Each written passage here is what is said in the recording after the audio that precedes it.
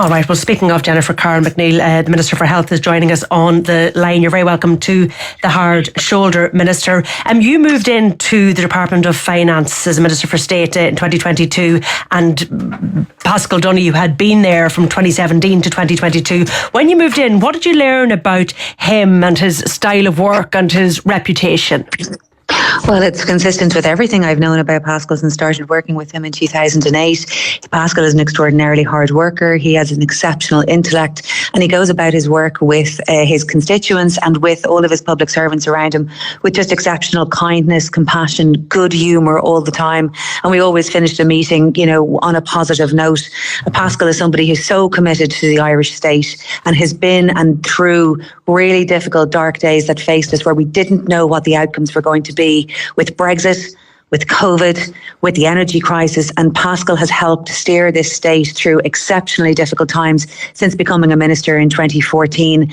He's worked with Fort Taoiseach. He is a great friend to so many people in the Oireachtas, and it was wonderful to hear the tributes to him from across the political divide today, many of whom would disagree with his politics, would disagree with his policy, but were very, very clear that they've had such regard and respect for him as a person, for an Oireachtas colleague, and for somebody who is going to represent Ireland in an extraordinarily senior position globally. And certainly I think everybody in the Oireachtas and certainly everybody in Fine Gael and in his own constituency will be enormously proud to have one of our own hold such a senior global position.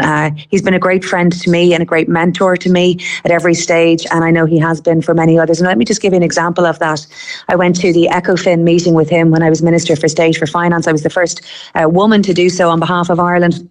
Paschal, or Paschal as he's referred to at the Eurogroup meeting, brought me in. He introduced me to everybody, Christine Lagarde, all of the different ministers, settled it, made it comfortable for me, because for any person that's a big meeting and a big room to go into.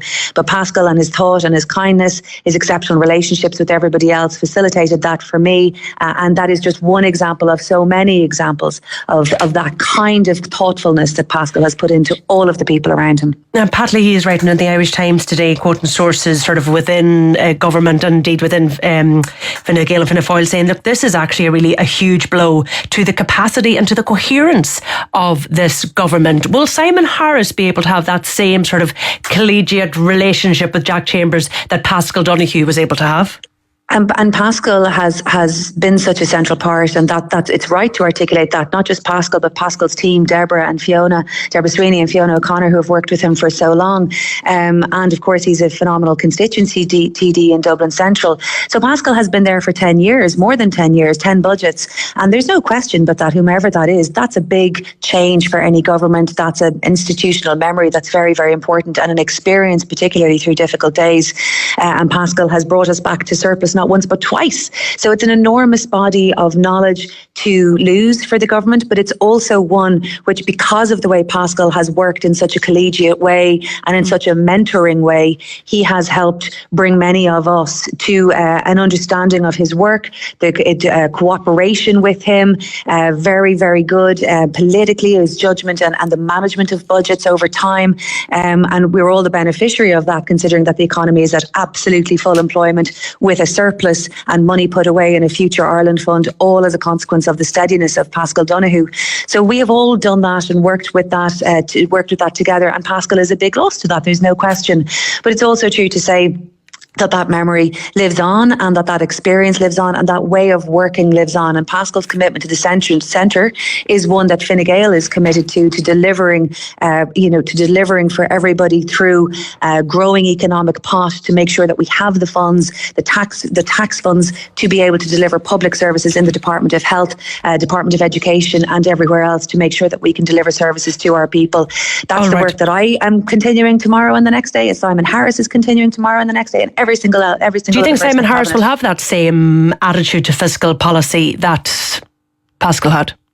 Well, I think, it's a Fine Gael commitment to fiscal policy, and Simon Harris is the leader of Fine Gael. So absolutely, yes. And I think he will work very collegiately. I mean, Paschal, he was involved in the budgets that have just been agreed and delivered. That sort of centrepiece of the Taoiseach, Taoiseach and the two ministers for finance is a central plank in the development of that.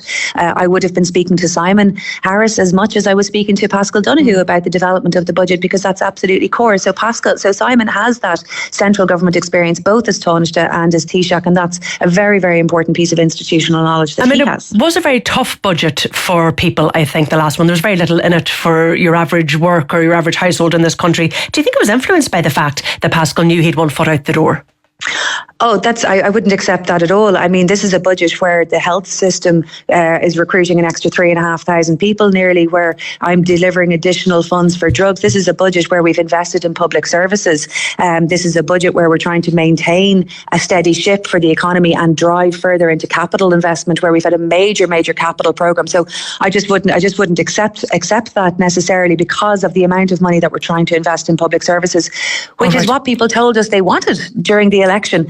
And we have the most important piece for Ireland's economic security is jobs, is every families having jobs, having an income, having two incomes as may be, and being able to depend on that. And that is the economy that Paschal has delivered while doubling the health budget over the last 10 years as Minister for Finance. And so Paschal it's really Donohoe important to do both. Always kind of made it clear, and he certainly did in recent months, that he was never going to be interested in the leadership of Fine Gael, and perhaps he didn't get an opportunity last time when Leo Varadkar stepped down, because Simon Harris had done so much groundwork and was out of the traps so quickly. But in terms of other leadership contenders, he was one of them, and so are you. Does it clear the way now for your bid to be leader of Fine Gael when the time comes, Jennifer? That's not what today is about. Today really is about Paschal Donohoe. And we always have to look to the future. Yeah, that's true, and there'll always be a future, but today isn't the day for it. The one person as well that I would particularly like to congratulate is Helen McEntee. Helen McEntee today becomes the first female Minister for Foreign Affairs, the first female Minister for Defence. That's really significant achievement after 100 years of the operation of this state. We still don't have a female Taoiseach though, do we? We still don't have a female leader of Fine Gael, Jennifer? Until today we didn't have a female Minister for Foreign Affairs, and we didn't have a female Minister for Defence. And I really want to just acknowledge Helen McEntee and her achievement, because that's an important statement for women generally. So that really is important. But we see Simon Harris moving himself now into the Minister for Finance role. It is a really public role. It brings you back into the country. Do you think he did that because he does have one eye on his own back, as Sean Defoe just said?